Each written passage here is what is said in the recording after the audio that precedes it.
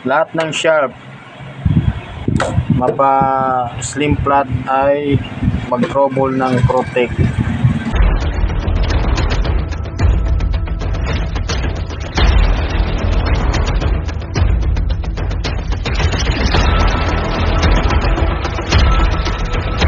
Good morning guys, for today's video is mag-repair tayo ng sharp na Primo. Ang problema nito ay nagapatay-patay at saka nag-hold down ang supply. So ituturo ko na lang kung paano ito i-repair ng madali. Itong problema ng sharp Primo ay protect. So patanggalin ko na lang dito ang protection nito para diretso ang ating repair. So mga guys, tuturo ko na lang ng walang pakipot ito kung saan tayo diretso mag-trouble pag ito ay nag-protect.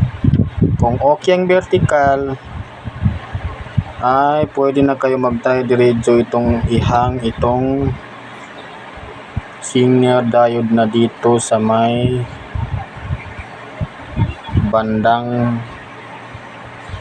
high voltage na 180 volts. Malapit lang ito guys sa wire na ito papuntang CRT.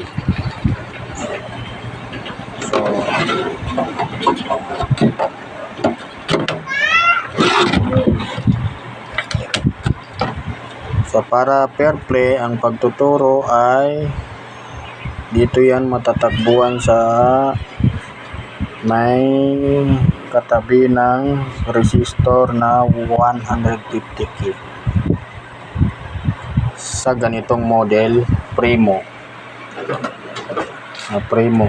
old model.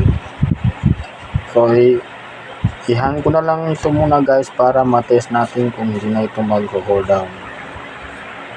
So kaibigan kong technician ay para malaman mo na ang problema ng TV na ito ay hold down, patay-patay. So ito lang ihang itong diode na to. Ituturo ko na lang sa iyo diretso. Sana mapanood mo itong video ko. So ihang ko na lang.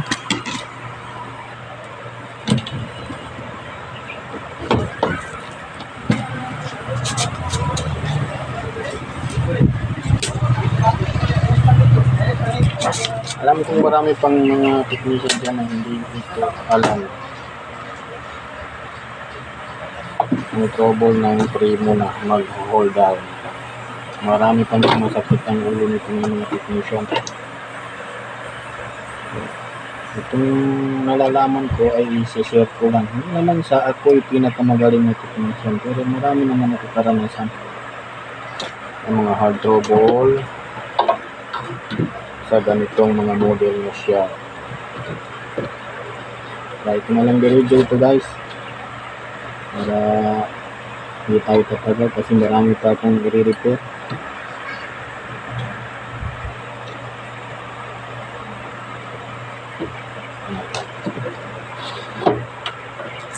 So pakikita ko na lang guys paano itong hinang ko na guys. So ayan siya. Hindi ito mahirap hanapin sa sharp. Lahat ng sharp mapa slim flat ay mag-trouble ng protect. Ay unan yung gagawin, maghang na kayo ng diode dito. Lalo na kung medyo mag-arcing ang playback kasi sigurado masisira dito. So test ko na ito mga guys kasi matanggal para hindi mas habang ating video. Sana okay ito.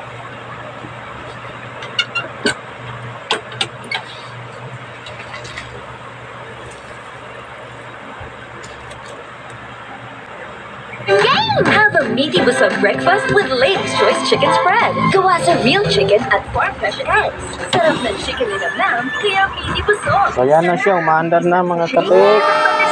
So yung may-ari nito na kaibigan ko na technician din ay okay na yung TV. Sana mapanood mo ito at makita mo kung saan ko ito na Bye muli. Salamat sa panonood. God bless all.